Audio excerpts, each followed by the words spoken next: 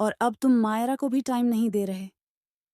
अगर तुम डाइवोर्स नहीं दोगे तो तुम और मेरा कैसे एक हो पाओगे?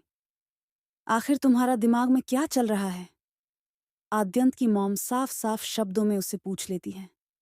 अपनी मॉम के बात सुनाकर आद्यंत का पूरा मूड खराब हो गया। वह बिना कुछ बोले वहां से खड़ा हुआ और जाने लगा। अभी उसे कोई भी जवाब देने का बिल्कुल भी मूड नहीं था। आद्यंत, ये क्या तरीका है? मेरे सवाल का जवाब दिए बिना तुम ऐसे कैसे जा सकते हो? मैं तुमसे कुछ पूछा है।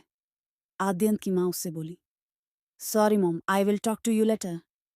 आई हैव मानी वर्क। इतना बोल आद्यंत तेजी से वहां से स्टडी रूम की तरफ बढ़ गया, क्योंकि रूम में वह अभी नहीं जाना चाहता था। उसे पता था रूम में अभी मायारा रहती है और उसका बिल्कुल भी मायारा के पास रहने का मन नहीं था। डोंट वरी आंटी जी, शायद अभी वह किसी काम में बिजी होगा। मुझे पता है, तभी वह मुझे टाइम नहीं दे पा रहा है, वरना वो मेरे लिए कुछ भी करने को तैयार रहता है। मायरा अच्छी बनने का एक्टिंग करते हुए आद्यंत की मॉम से बोली। You are so sweet Myra, सच में तुम बहुत अच्छे बच्ची हो और मैं तुम्हें ही अपनी बहू मानती हूँ। आद्यंत की माँ ने मायरा के सिर पर अपने हाथ रख उसे सहलाते हुए बोली। वहीं मायरा, उसके तो खुशी का कोई ठिकाना नहीं था। वह तो जैसे सातवें आसमान में उड़ रही थी। वहीं किचन से रूम में जा रही ख्वाहिश ने भी सब कुछ सुन लिया था। आद्यंत की मॉम की बातें सुन ख्वाहिश की आंखें नम हो गईं। वह खुद को संभाल सीधे अपने रूम में चली गई। ख्वाहिश अपने रूम में बैठी हुई थी। अभी भी उसके मन में सिर्फ उसका कैफे चल रहा था। कुछ देर बाद वहां पर एक मेड आई और ख्वाहिश की तरफ देखते हुए बोले, मैडम, आपको सर ने स्टडी रूम में बुलाया है। उसे मेड की बात पर ख्वाहिश ने हाँ में सिर हिलाया। पहले तो वह सोच में पड़ गई कि आखिर आद्यंत ने उसे क्यों बुलाया है। फिर उसे कुछ याद आया। शायद यह मुझे बताने वाले हैं कि मुझे उसे कैफे को पाने के लिए क्या करना होगा। ख्वाहिश सोचते हुए धीरे से बोली। फिर बेड पर से उठी और स्टडी रूम की तरफ बढ़ गई। वह स्टडी रूम के बाहर पहुंचकर डोर पर नॉक करती है। आद्यंत, जो कि फाइल ले हुए बैठा था, पर उसकी नजर रह रहकर स्टडी रूम की डोर की तरफ ही जा रहे थे। अचानक डोर नॉक की आवाज सुन आद्यंत के होठों पर एक डेविल स्माइल आ गई। वो उसी स्माइल के साथ बोला, कम इन। ख्वाहिश अंदर गई। यार, आद्यंत के सामने जाकर चुपचाप खड़ी हो गई। वहीं आद्यंत भी कुछ नहीं बोल रहा था। वह बस अपनी नजरों को फाइल में गड़ाए हुआ था। आपने मुझे क्यों बुलाया है? क्या आप मुझे बताने वाले हो कि मुझे उसे कैफे को पाने के लिए क्या करना होगा? कुछ सेकंड की चुप्पी के बाद ख्वाहिश आद्यंत से बोली। आद्यंत कुछ देर तक चुप रहा और फिर इस तरह फायर में अपनी नजरें बनाए हुए बोला, तुम मेरे लिए एक कप कॉफी बनाकर लाओ। आद्यंत की बात सुन ख्वाहिश चौंक गई। यह क्या काम है? ख्वाहिश अपने मन में बोली। सुना नहीं, मैंने तुमसे क्या कहा? 3 मिनट के अंदर मेरे लिए कॉफी बनाकर लाओ। आद्यंत बिना किसी भाव के ख्वाहिश से बोल। ख्वाहिश की नजरें सामने रख टेबल पर खड़ी हुई थी, जहां पर कॉफी मग रखा हुआ था, जिसमें अभी भी कॉफी थी। वह समझ नहीं पा रही थी कि यहाँ पर तो ऑलरेडी कॉफी रखी हुई है। फिर आद्यंत तुझे कॉफी क्यों मंगा रहा है? वह अभी भी कंफ्यूजन के साथ वही खड़ी थी। लगता है तुम्हें अपना कैफे नहीं चाहिए, इसीलिए तुम अभी तक यहीं खड़ी हो, वरना अब तक तो तुम मेरे लिए कॉफी बनाने के लिए चली जाती हो। आद्यंत की रूड वॉइस ख्वाहिश के कानों में पड़ी तो वह हड़बड़ा गई। वह हर बढ़ाते हुए बोली, सॉरी, सॉरी, ऐसा कुछ नहीं है। मैं अभी आपके लिए कॉफी बनाकर लाती हूँ। इतना बोलकर ख्वाहिश जाने लगी कि तभी आद्यंत की बात सुन उसके जाते हुए कदम रुक गए। Your left is your on minutes. No, you have only 2 minutes. इन 2 मिनट में ही मुझे कॉफी चाहिए। आद्यंत अपने तेज आवाज में ख्वाहिश से कहा। सिर्फ 2 मिनट बचा है। यह सुनकर ख्वाहिश तेजी से भागते हुए स्टडी रूम से बाहर निकली और किचन की तरफ बढ़ गई। वह किचन में जाकर जल्दी जल्दी आद्यंत के लिए कॉफी बनाने लगी। जल्दीबाजी के चक्कर में उसके हाथ भी जल गए, पर ख्वाहिश उसे इग्नोर कर आद्यंत की कॉफी बनाने में लगी रही। वह तुरंत कॉफी बनाकर तेज कदमों के साथ चलते हुए स्टडी रूम में आए और आद्यंत के सामने टेबल पर काफी मग रख दिया।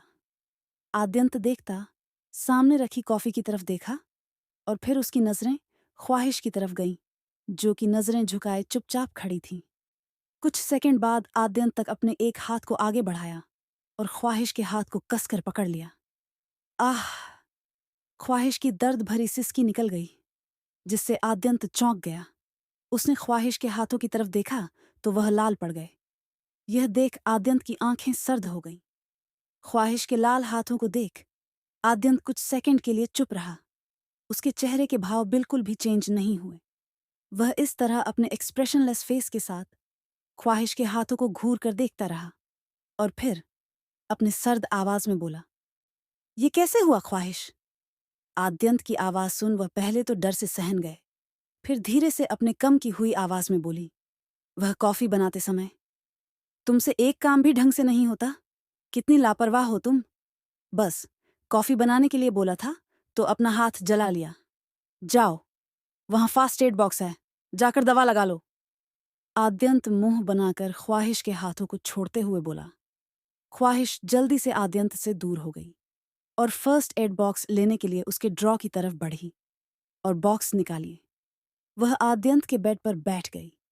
फिर धीरे धीरे वह अपने हाथों में दवा अप्लाई करने लगी। इस वक्त ख्वाहिश मन ही मन थोड़ी खुश थी कि चलो, उसके हस्बैंड ने उस पर ध्यान तो दिया। दवा अपने हाथों हाथों से नहीं लगाया, पर वह उसे दवा लगाने के लिए बोला। यहां सोचकर वह मन ही मन मुस्कुरा रही थी। वही आद्यंत अपने लैपटॉप में आंखें गड़ाए हुए थी, पर उसका पूरा ध्यान ख्वाहिश पर था। उसको देख कोई नहीं बता सकता था कि अभी वह क्या सोच रहा है। ख्वाहिश दवा लगाते हुए रह रहकर आद्यंत की तरफ देख रही थी। क्या मैं उनसे पूछूं कि मुझे क्या करना होगा? आपने कैफे को बचाने के लिए? या फिर मुझे खुद बताएंगे? लेकिन अगर मैंने पूछा तो कहीं गुस्सा ना हो जाए और गुस्से में मुझे यहां से बाहर फेंक दिया तो? यह सोच ख्वाहिश बुरी तरह से डर गई। उसकी बिल्कुल भी हिम्मत नहीं थी कि वह आद्यंत से कुछ खुद पूछ सके।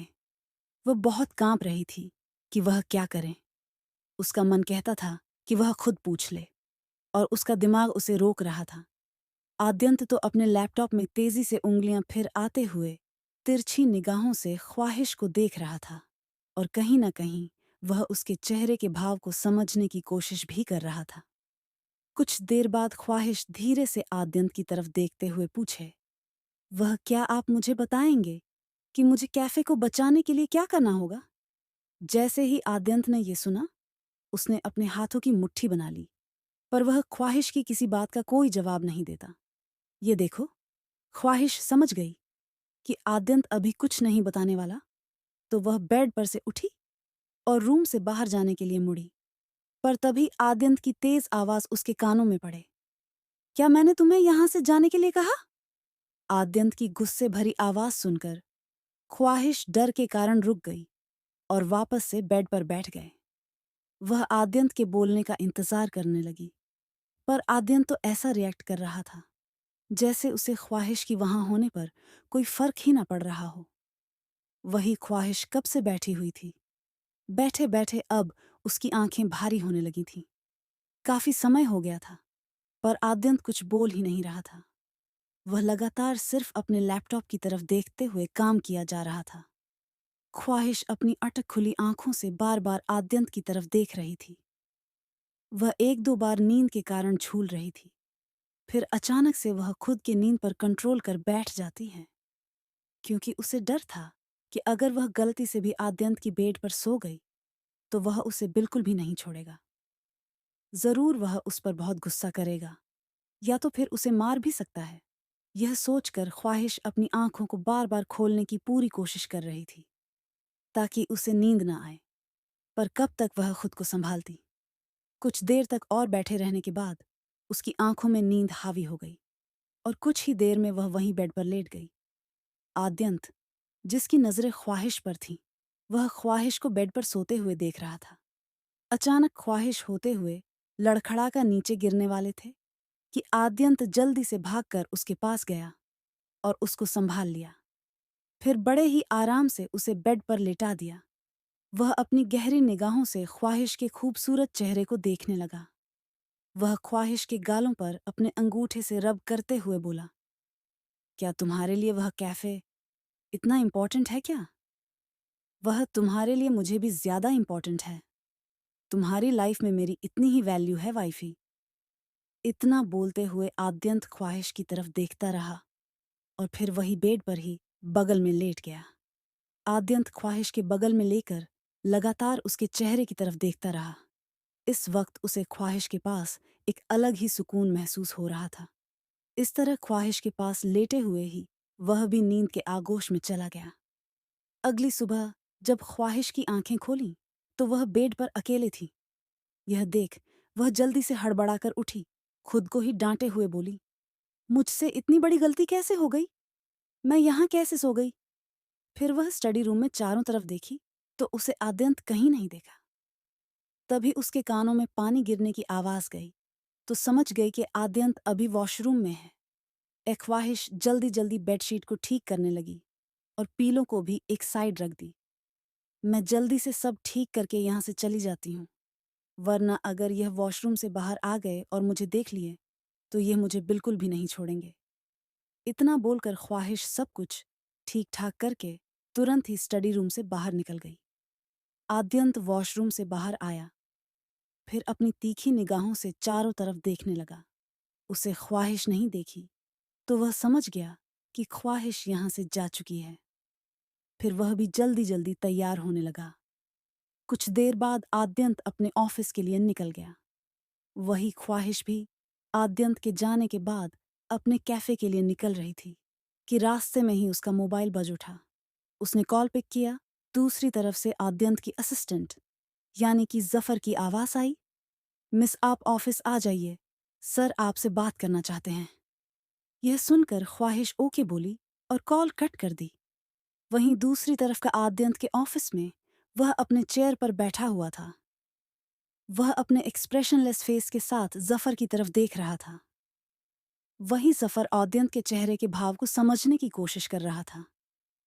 कुछ देर बाद आद्यंत जफर को अपने खाते हुए कुछ ऑर्डर दिया, जिसे समझकर जफर बाहर गया और आद्यंत की सेक्रेटरी को अपने साथ लेकर ऑफिस में आए। आद्यंत की सेक्रेटरी जैसे ही अपने बॉस के केबिन में आई, वह चुपचाप से आंखें झुककर खड़ी हो गई। आद्यंत अपने हाथ में पड़े एक एनवेलप को गोल गोल घूमते हुए बोला, मिस लवल्ली, आपका काम मैं कई दिनों से वॉच कर रहा हूँ और आपके कामों को देखकर मेरे पास आपके लिए कुछ है। इतना बोलकर वह अपने हाथ में पड़े एनवेलप को डेस्क पर रख देता है। उसकी तरफ बढ़ा दिया। वही आद्यंत की सेक्रेटरी लवली जब यह सुन तो डर से बुरी तरह कांप गई। सर, क्या हुआ सर? मुझसे कोई गलती हो गई। सर प्लीज, सर मुझे जॉब से मत निकालिए। सर प्लीज, मैं पूरी कोशिश करूंगी कि दोबारा मुझे कोई गलती ना हो। अगर आप कोई गलती हुई है तो आप मुझे बता दीजिए। लवली डरते हुए आद्यंत की तरफ देखकर बोली, मिस लवली, मैं चाहता हूं कि आप एक लंबी छुट्टी पर चले जाइए, इसीलिए आपके लिए हॉलिडे ट्रिप के लिए टिकट है। आद्यंत लवली की बात को पूरी तरह से इग्नोर कर शांत भाव से बोला, पर लवली अभी भी बहुत ही ज्यादा डरी हुई थी। उसे समझ नहीं आया कि आद्यंत ने क्या कहा। वह तो फिर से वैसे ही रोते हुए बोलने लगी, प्लीज सर, प्लीज प्लीज, अगर मुझसे कोई गलती हुई है तो मैं उसको सुधार लूंगी, पर मेरी नौकरी से ही मेरे घर का खर्च चलता है। इतना बोलकर लवली की आंखों से मोटे मोटे आंसू गिरने लगे। वहीं पास में खड़ा जफर लवली को हैरानी से देख रहा था। वह यही सोच रहा था कि कितनी बेवकूफ लड़की है, ये कम से कम बॉस की बात तो क्या ध्यान से सुन लेती। वही आद्यंत लवली की बातें सुन इरिटेट हो चुका था। वह अपने 2 उंगलियों से माथे पर रब करते हुए बोला, miss Lovely, take and open it. Lovely अभी भी बहुत रो रही थी। वह अपने कांपते हुए हाथों से उसे एनवेलप को उठाई। जैसे ही लवली उसे खोलकर ध्यान से देखी तो वह पूरी तरह से चौंक गई। अचानक उसके चेहरे पर हैरानी और खुशी दोनों के मिले जुले भाव आ गए। वह काफी ज्यादा एक्साइटेड होते हुए उछलकर बोली, सर सर, मेरे लिए ऐसा कहीं मैं सपना तो नहीं देख रही। इतना बोल लवली अपने हाथों पर चिमटी खाती। वहीं आद्यंत अपनी आंखें छोटे करके उसे घूरने लगा। इस समय आद्यंत के फोन पर उसके रिसेप्शनिस्ट का कॉल आया। सर, मिस ख्वाहिश आपसे मिलना चाहती हैं, उन्होंने कहा। आपने खुद उन्हें बुलाया है। ऑफ कोर्स, उन्हें ऊपर आने दो, आद्यंत शांत भाव से बोल। आद्यंत की बात पर रिसेप्शनिस्ट ने कॉल कट करके ख्वाहिश को ऊपर जाने के लिए परमिशन दे देती है। कुछ देर बाद ख्वाहिश आद्यंत के फ्लोर पर पहुंची और उसके केबिन के पास पहुंचकर दोनों के आद्यंत तो उसी तरह अपने चेयर पर अच्छे से लीन होते हुए अपने कोल्ड वर्जन बोला, कम इन। ख्वाहिश अंदर आई तो आद्यंत अपने फाइल में नजर गड़ाए हुए बैठा था। ख्वाहिश सहमी हुई सी एक साइड जाकर खड़ी हो गई। वह बस इंतजार कर रही थी कि आद्यंत कुछ बोले। वही आद्यंत बिना कुछ बोले अपने फाइल में ध्यान लगाया हुआ था। आपने मुझे बुलाया है क्या? अब आपने सोच लिया है कि मुझे अपने कैफे को बचाने के लिए क्या करना होगा? ख्वाहिश डरते हुए धीरे से बोली। आद्यंत कुछ सेकंड तक चुप रहने के बाद बोला, मिस ख्वाहिश, मैंने बहुत सोचा, पर मुझे आपके लेवल का कोई कम समझ में नहीं आया। मुझे समझ नहीं पाया कि तुमसे कैफे के बदले में क्या करवाऊं। बिकॉज तुम्हारी क्वालिटी के हिसाब से कोई भी मैं डिसीजन नहीं ले पा रहा। बट अपनी बात अधूरी छोड़कर आद्यंत ख्वाहिश को एक लुक दिया। वही ख्वाहिश आद्यंत की बात सुनते हैं। अपने सर को झुका ली उसे इस वक्त बहुत शर्मिंदगी महसूस हो रही थी। आद्यंत तक अपनी बातों से ही उसे नीचा दिखा रहा था, जो बात ख्वाहिश को बर्दाश्त नहीं हो रही थी। आद्यंत की एक एक बातें उसके दिल में किसी तीर की तरह चुभ रहे थे। उसकी आंखें भी हल्की नाम हो गई थीं। मेरी सेक्रेटरी कुछ दिनों के लिए छुट्टी पर है, तो मैं चाहता हूं तब तक तुम उसके हिस्से के सारे काम करो। वह जो भी काम करती है, हर वह चीज। आद्यंत की बातें सुन। ख्वाहिश तुरंत ही उसकी तरफ देखी। वही ख्वाहिश के नसरों को समझकर आद्यंत बोला, क्या हुआ? क्या तुम नहीं करना चाहते?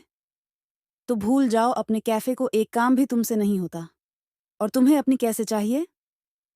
यह सब बातें आद्यंत बड़े ही तेज आवाज में बोल रहा था। इस समय उसके केबिन में 2 डिपार्टमेंट के मैनेजर भी आए हुए थे। वहीं आद्यंत का दोस्त जफर भी इस समय केबिन में अपने हाथों में पड़े कॉफी का ट्रे लेकर आया और एक कॉफी मग आद्यंत दूसरा ख्वाहिश की तरफ रख दिया, क्योंकि जफर अच्छी तरह से जानता था कि ख्वाहिश उसके दोस्त की वाइफ है। आद्यंत की तेज आवाज सुनकर ख्वाहिश की आंखों में रुके आंसू बाहर आ गए। वहीं जैसे ही जफर ने ख्वाहिश के लिए कॉफी दी, यह देखकर आद्यंत उसे घूरने लगा। जैसे ही जफर ने आद्यंत की तीखी नजरों को खुद पर महसूस किया, एक साइड जाकर खड़ा हो गया। अचानक से इसे क्या हो गया? जब देखो कितना भड़का रहता है। इसके भी मूड स्विंग्स होते रहते हैं। इतने तो किसी प्रेग्नेंट लेडी के भी ना हो। इससे आप कोई नहीं मिला तो भाभी मिली है। वही जफर की साइड होने पर अध्ययन का चेहरा नॉर्मल हो गया। आद्यंत को गुस्से में देख इस समय केबिन में आए तो डिपार्टमेंट के हेड उल्टे पांव वहां से वापस लौट गए, क्योंकि वह सब अच्छी तरह से जान गए थे कि उसके बस अब भी बहुत गुस्से में है। उसके साथ ही साथ अभी ऑफिस में किसी को भी ख्वाहिश के बारे में नहीं पता था। किसी को यह नहीं पता था कि आद्यंत की वाइफ कौन है। वह लोग सिर्फ मायर को ही जानते थे कि वह आद्यंत की गर्लफ्रेंड है। कुछ देर बाद ख्वाहिश वहां से आद्यंत के सेक्रेटरी के केबिन में जाकर अपना वर्क करने लगी। इस समय उसका मोबाइल बजा। ख्वाहिश ने देखा तो उसके दोस्त यश का कॉल था। उसने कॉल पिक किया तो दूसरी तरफ से यश की घबराई हुई आवाज आई, ख्वाहिश, कहाँ हो तुम? और क्या हुआ? कल तुम बातें करने गई थी। क्या कैसे के बारे में तुम्हारी बातें हो गई? Calm down. मैंने बातें कर ली हैं और अभी मैं कुछ दिन तक कैफे नहीं आ पाऊंगी, तो तुम्हें ही कैसे संभालना होगा। मैं यहाँ कुछ कामों से मैं फांसी हुई हूँ। जैसे ही मैं यहाँ का काम फिनिश करती हूँ, मैं वापस कैसे आ जाऊंगी? ख्वाहिश तुरंत ही यश को शांत करते हुए बोले, ख्वाहिश, इतने सारे पैसे के इंतजाम कैसे हुए? कहीं तुम कुछ गलत काम तो नहीं करते? बताओ मुझे ख्वाहिश। वैसे मैं भी अपने पास कुछ पैसे जमा कर रखे हैं, और जैसा कि वह कैफे हम दोनों का ही है, तो उसमें मेरा भी तो पैसे देना बनता ही है। तो तुम मुझे सब सच बताओ कि तुम्हारे पास इतने पैसे कहाँ से आए? यश थोड़ा परेशान होते हुए ख्वाहिश से पूछा। यश, तुम अच्छी तरह से जानत हो मैं कभी कोई काम गलत नहीं कर सकती। तुम मुझे भला ऐसे कैसे बोल सकते हो? ख्वाहिश थोड़ी नाराजगी के साथ यश से बोली। सॉरी ख्वाहिश, तुम्हें मेरी बात बुरी लगी हो, पर मैं तुम्हारे लिए बहुत फिक्रमंद हूँ। इस कारण मैं तुमसे वह सब कहाँ सॉरी।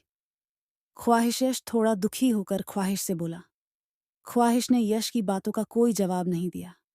वह बातों को पलटते हुए बोली, यश, जब तक मैं नहीं आती तब तक तुम उसे कैफे का ख्याल रखो।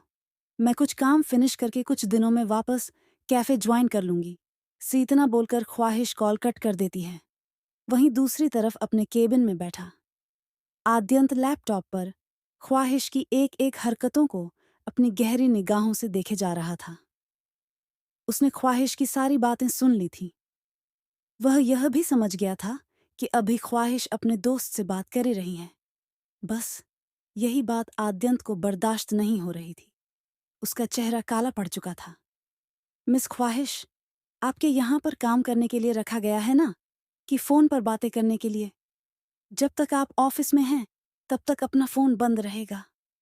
आद्यंत तुरंत ही ख्वाहिश को कॉल कर थोड़े रूड वॉइस में बोला, जिसे सुनकर ख्वाहिश बुरी तरह से डर गई और तुरंत ही अपना मोबाइल स्विच ऑफ कर दे। आद्यंत यश से इतना ज्यादा जलने लगा था कि उसने ख्वाहिश के मोबाइल तक को बंद करवा दिया। उफ! आद्यंत ना जाने कितना जलन भरी हुआ है इस इंसान के मन में। लवली इतनी खुश थी कि वहीं गोल गोल घूमते हुए अपने हाथ में पड़े इन्वेलप पर बार बार किस करने लगी। आद्यंत लवली को देखकर अब बहुत ही ज्यादा इरिटेट हो चुका था। वह अपनी आंखें छोटी कर उसे घूर रहा था।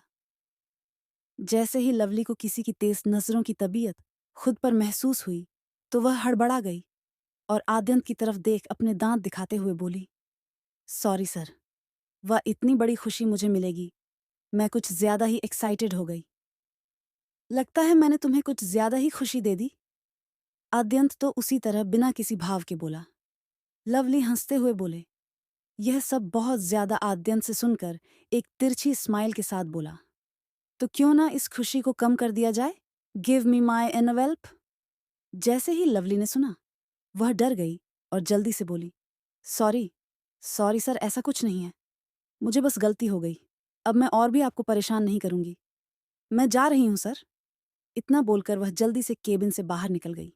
वही जफर के लवली के जाने के बाद तेज तेज हंसने लगा और आद्यंत की तरफ देखते हुए बोला, सच में तू किसी गॉड से कम नहीं?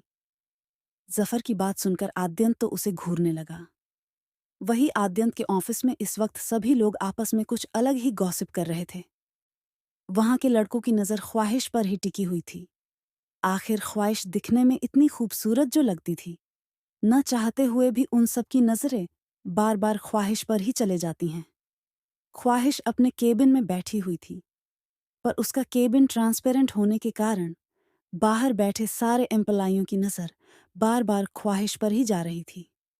कुछ देर बाद एक एम्प्लॉय मुस्कुराते हुए ख्वाहिश के केबिन के बाहर आकर डोर नॉक किया। नॉक की आवाज सुन ख्वाहिश धीरे से बोली, कम इन।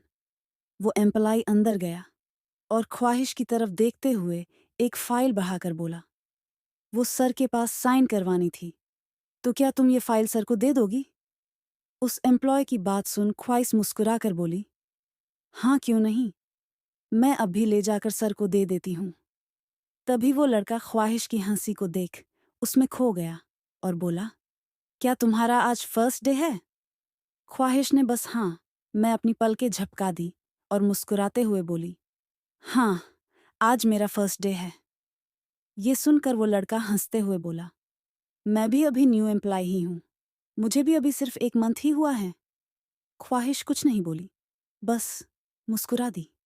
जिस पर वो लड़का आगे बात बढ़ाते हुए बोला, हाय, मेरा नाम जय सिन्हा है।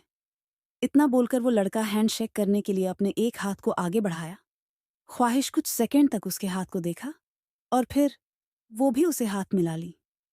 फिर वो लड़का मुस्कुराते हुए बोला, ठीक है, अच्छा मैं चलता हूँ, तुम साइन करवा देना। इतना बोलकर वो चला गया। कुछ देर बाद एक और लड़का इसी तरह ख्वाहिश के पास आया और एक फाइल लाकर दे दिया। ऐसे ही करके कई लड़के बार बार ख्वाहिश के केबिन में आ रहे थे, क्योंकि वो सब ख्वाहिश से फ्रेंडशिप करना चाह रहे थे। उन सब की नज़र ख्वाहिश की खूबसूरती पर टिकी हुई थी। वही ख्वाहिश, ये सबसे अनजान, वो सबसे बड़े ही पोलाइटली बात कर रही थी। वही अपने केबिन में बैठा आद्यंत ये सब कुछ देख रहा था।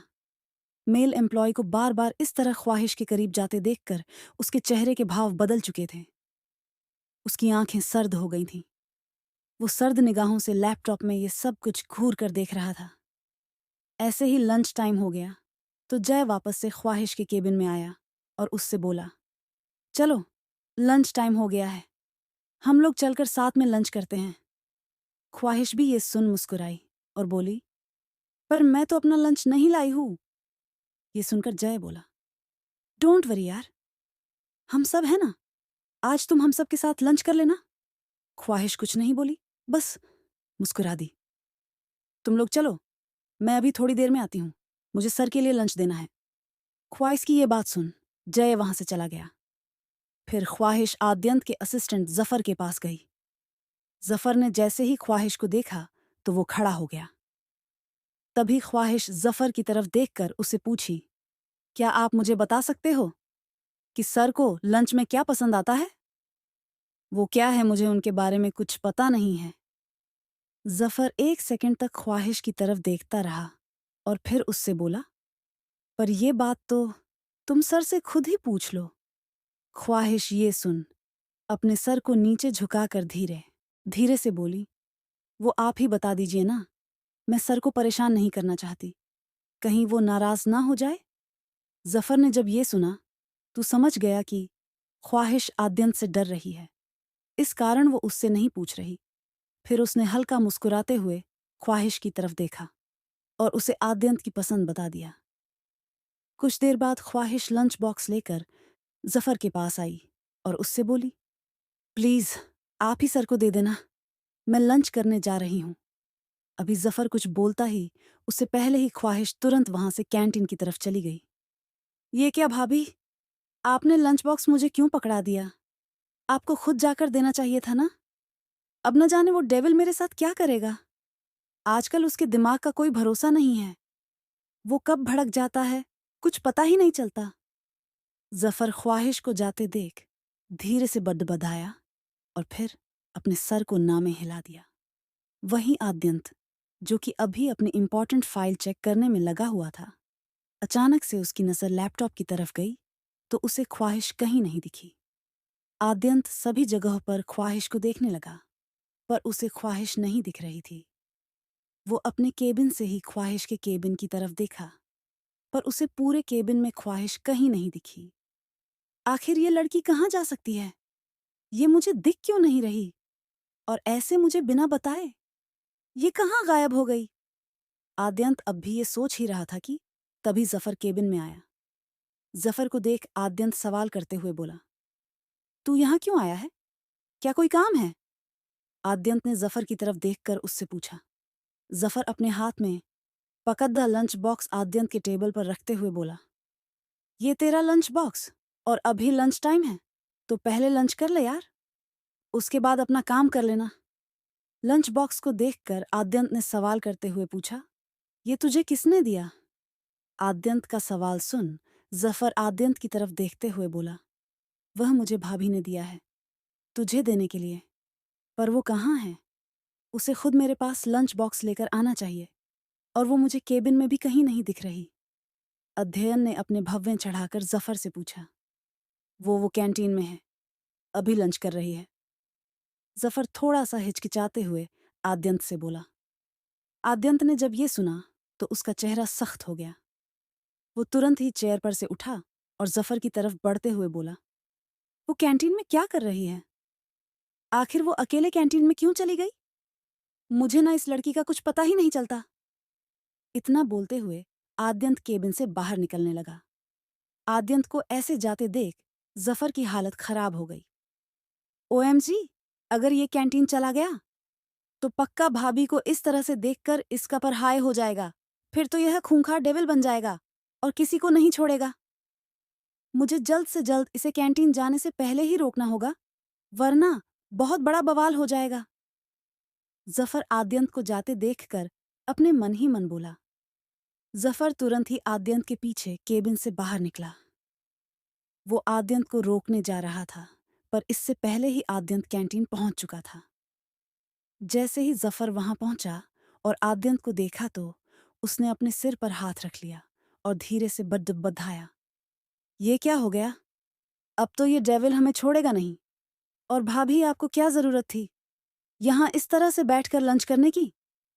आद्यंत तो जब कैंटीन पहुंचा तो उसकी नजर राउंड टेबल पर बीच में बैठी ख्वाहिश पर ठहर गई। उसके आसपास कुछ एम्प्लाई बैठे हुए थे और ख्वाहिश उनकी बातें सुनकर तेज तेज हंस रही थी। ख्वाहिश को इस तरह से उन लड़कों के साथ बैठकर हंसते मुस्कुराते देख आद्यंत के तो तन बदन में आग लग गई। वो अपनी जलती हुई निगाहों से उन मेल एम्प्लॉय को घूरने लगा। उसने अपने हाथों की मुट्ठी बना लिया। This is not fair, Mrs ख्वाहिश आद्यंत नोमानी। अब तुम देखो मैं क्या करता हूं। आद्यंत अपनी तीखी निगाहों से ख्वाहिश की तरफ देख अपने दांत पीसते हुए बोला। वहीं इन सब से अनजान ख्वाहिश उन सभी एम्प्लॉय के साथ बैठकर आराम से लंच कर रही थी और उन सब की बातों पर मुस्कुरा रही थी। आद्यंत गुस्से से तमतमाते हुए तेज कदमों के साथ तुरंत अपने केबिन में आया और केबिन में रखे चेयर पर एक तेज पांच मारा। इस वक्त वो बहुत ही ज्यादा गुस्से में था। उसकी आंखें इस वक्त पूरी लाल हो गई थी। जफर भी आद्यंत के पीछे पीछे आया, पर जैसे ही उसने केबिन में आद्यंत को यहां से वहां टहलते हुए देखा तो वो उल्टे पांव वहां से वापस चला गया। उसकी हिम्मत नहीं थी कि वो आद्यंत के गुस्से को झेल सके। वही आद्यंत अपने हाथों की मुट्ठी बनाए केबिन में यहां से वहां टहल रहा था। फिर उसने तुरंत अपना मोबाइल निकाला और ख्वाहिश को कॉल किया। ख्वाहिश जो कि सबके साथ बैठकर लंच कर रही थी, अचानक ही उसका मोबाइल बजा। उसने अपने पर्स में से मोबाइल निकालकर चेक किया तो उस पर अननोन नंबर आता देख उसने कॉल को इग्नोर कर दिया, जिससे पूरी रिंग जाने के बाद कॉल कट हो गई। ख्वाहिश ने अपने मोबाइल को वहीं टेबल पर रख दिया और फिर सबके साथ बातें करते हुए लंच करने लगी। इसकी इतनी हिम्मत कि इसने मेरा कॉल पिक नहीं किया। आद्यंत नॉमिनी का। वेट एंड वॉच मिसेस ख्वाहिश, अब तुम देखो मैं क्या करता हूं। इतना बोल उसने फिर से ख्वाहिश को कॉल मिला दिया। एक बार फिर से ख्वाहिश का मोबाइल बजा। ख्वाहिश ने अननोन नंबर देखकर कॉल नहीं उठाना था, पर फिर कुछ सोचते हुए उसने कॉल पिक कर लिया। अभी ख्वाहिश कुछ बोलती उससे पहले ही एक खतरनाक आवाज उसके कानों में पड़ डिठी। कहाँ हो तुम? और मेरा लंच कहाँ है? आद्यंत तिलमिलाते हुए बोला। सर, मैं कैंटीन में हूं और मैंने आपका लंच बॉक्स आपके असिस्टेंट के हाथों से दे दिया था। ख्वाहिश आद्यंत की बात सुन एक पल के लिए बुरी तरह से डर गई। फिर हिम्मत करके वो धीरे से बोली, मेरी सेक्रेटरी किजरेनिया हो या वो? आद्यंत दांत पीसते हुए ख्वाहिश से बोला। ये सुनकर ख्वाहिश डर गई और फिर वो अपनी कांपती हुई आवाज में बोली, वो सर, मैं तो, मुझे कोई भी एक्सक्यूज नहीं चाहिए। मिस ख्वाहिश, चुपचाप से मेरे केबिन में अभी आओ। इतना बोल आद्यंत ने तुरंत कॉल कट कर दिया। वही ख्वाहिश आद्यंत की बात सुन पूरी तरह डर चुकी थी। क्या हुआ ख्वाहिश? तुम इतनी परेशान क्यों लग रही हो? वही ख्वाहिश के बगल में बैठे जय ने उसे सवाल करते हुए पूछा। जय का सवाल सुन ख्वाहिश तुरंत ही जय की तरफ देखकर बोली, वो वो मुझे सर ने बुलाया है तो मुझे जाना होगा। तुम लोग अपना लंच करो। पर तुम्हारा लंच? तुमने तो अभी तक लंच भी ढंग से नहीं किया। ख्वाहिश को जाते देखकर जय तुरंत बोला। जय की बात सुन ख्वाहिश उसकी तरफ देखकर बोली, प्लीज यार, मुझे अभी जाना होगा। अगर मैं नहीं गया तो शायद सर बहुत नाराज हो जाएंगे। इतना बोलकर ख्वाहिश जल्दी से भागते हुए आद्यंत के केबिन की तरफ बढ़ गई।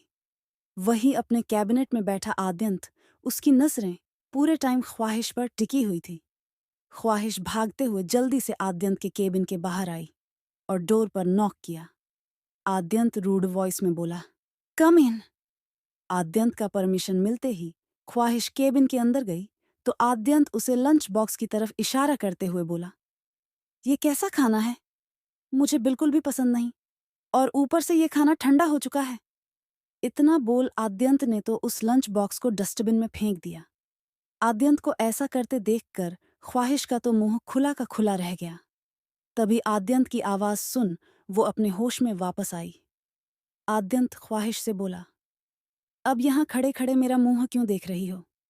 जल्दी से जाओ और मेरे लिए लंच लेकर आओ। आद्यंत बात सुन ख्वाहिश जल्दी से अपना मोबाइल निकालकर लंच ऑर्डर करने वाली थी। तभी ये देख आद्यंत तेज आवाज में बोला, मुझे बाहर का लंच नहीं करना, तुम अपने हाथों से बनाकर लाओ। मेरी असिस्टेंट भी हमेशा अपने हाथों से ही मेरे लिए लंच बनाती थी, क्योंकि उसे भी पता था कि बाहर का लंच मुझे बिल्कुल पसंद नहीं है। जैसे ही ख्वाहिश ने ये सुना, वो हैरान रह गई और अपनी आंखें बड़ी करके उसकी तरफ देखने लगी, जिस पर आद्यंत चेयर पर अच्छे से बैठते हुए बोला, अभी भी तुम यहीं खड़ी हो? जल्दी से जाओ लंच बनाकर लाओ, क्योंकि मुझे बहुत तेज भूख लगी है। ख्वाहिश आद्यंत के केबिन में आई और अपने हाथ में पड़े खाने के ट्रे को आद्यंत के सामने रख दिया। आद्यंत ने एक नज़र घूर कर उस खाने की तरफ देखा और फिर ख्वाहिश की तरफ देखकर अजीब सा मुंह बनाकर बोला, ये क्या बनाकर लाई हो तुम?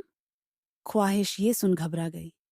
वो तो पहले से ही बहुत डरी हुई थी कि न जाने आद्यंत को उसके हाथ का लंच पसंद आएगा या नहीं। और अब आद्यंत की बात सुनकर उसे और भी ज्यादा घबराहट होने लगी। वो अपनी डरी हुई नजरों से आद्यंत की तरफ देखकर बोली, वो वो सर, ये आपका फेवरेट लंच है ना? मुझे तो ये कहीं से भी ढंग का नहीं लग रहा। खैर, अब जब तुम बनाकर लाई हो तो मैं खाने को वेस्ट नहीं करूंगा, बिकॉज मुझे खाना वेस्ट करना बिल्कुल पसंद नहीं। आद्यंत बड़े ही एरोगेंट तरीके से ख्वाहिश की तरफ देखते हुए बोला, अगर खाना वेस्ट नहीं करते तो वो क्या था? ख्वाहिश आद्यंत के पास रखे डस्टबिन की तरफ देखकर मन ही में बोली। उसकी हिम्मत नहीं थी कि वो आद्यंत के मुंह पर ये बोल सके। वो नजर झुकाए चुपचाप खड़ी थी। वहीं आद्यंत जल्दी जल्दी लंच करने लगा। ख्वाहिश वेट कर रही थी कि आद्यंत कुछ तो उसके हाथ के बने खाने के लिए बोलेगा। पहले तो ख्वाहिश को लगा कि आद्यंत को खाना पसंद नहीं आएगा, पर जब उसने ये देखा कि आद्यंत बड़े ही मन से खाना खा रहा है, तो वो उसके मुंह से तारीफ सुनने के लिए बड़ी ही बेसब्री से उसकी तरफ देख रही थी। पर अफसोस आद्यंत ने एक बार भी उसके हाथ के बने खाने की तारीफ नहीं किया। कुछ ही देर में वो सारा लंच फिनिश करके उसकी तरफ ट्रे बढ़ाते हुए बोला, नेक्स्ट टाइम अच्छा बनाकर लाना। इतना बोलकर आद्यंत वहां से उठा और केबिन में ही बने वॉशरूम की तरफ बढ़ गया। ख्वाहिश हैरानी से कभी आद्यंत की तरफ देखती तो कभी सामने रखे खाने की प्लेट की तरफ, जो कि अब पूरा फिनिश हो चुका था। ना चाहते हुए भी ख्वाहिश को वहां से जाना पड़ा। वो कैंटीन की तरफ बाज गई और अंदर जाकर आद्यंत के लिए लंच प्रिपेयर करने लगी। कुछ ही देर में ख्वाहिश ने आद्यंत के पसंद का लंच बना लिया और उसे एक ट्रे में सर्व करके आद्यंत के केबिन की तरफ बढ़ गई। ख्वाहिश आद्यंत के केबिन में आई और अपने हाथ में पड़े खाने के ट्रे को आद्यंत के सामने रख दिया। आद्यंत ने एक नजर घूरकर उस खाने की तरफ देखा और फिर ख्वाहिश की तरफ देखकर अजीब सा मुंह बनाकर बोला, ये क्या बनाकर लाई हो तुम? ख्वाहिश ये सुन घबरा गई। वो तो पहले से ही बहुत डरी हुई थी कि न जाने आद्यंत को उसके हाथ का लंच पसंद आएगा या नहीं, और अब आद्यंत की बात सुनकर उसे और भी ज्यादा घबराहट होने लगी। वो अपनी डरी हुई नजरों से आद्यंत की तरफ देखकर बोली, वो वो सर, ये आपका फेवरेट लंच है ना? मुझे तो ये कहीं से भी ढंग का नहीं लग रहा। खैर, अब जब तुम बनाकर लाई हो तो मैं खाने को वेस्ट नहीं करूंगा, बिकॉज मुझे खाना वेस्ट करना बिल्कुल पसंद नहीं। आद्यंत बड़े ही एरोगेंट तरीके से ख्वाहिश की तरफ देखते हुए बोला, अगर खाना वेस्ट नहीं करते तो वो क्या था? ख्वाहिश आद्यंत के पास रखे डस्टबिन की तरफ देखकर मन ही मां बोली। उसकी हिम्मत नहीं थी कि वो आद्यंत के मुंह पर ये बोल सके। वो नसर झुकाए चुपचाप खड़ी थी। वहीं आद्यंत जल्दी जल्दी लंच करने लगा। ख्वाहिश वेट कर रही थी कि आद्यंत कुछ तो उसके हाथ के बने खाने के लिए बोलेगा। पहले तो ख्वाहिश को लगा कि आद्यंत को खाना पसंद नहीं आएगा, पर जब उसने ये देखा कि आद्यंत बड़े ही मन से खाना खा रहा है,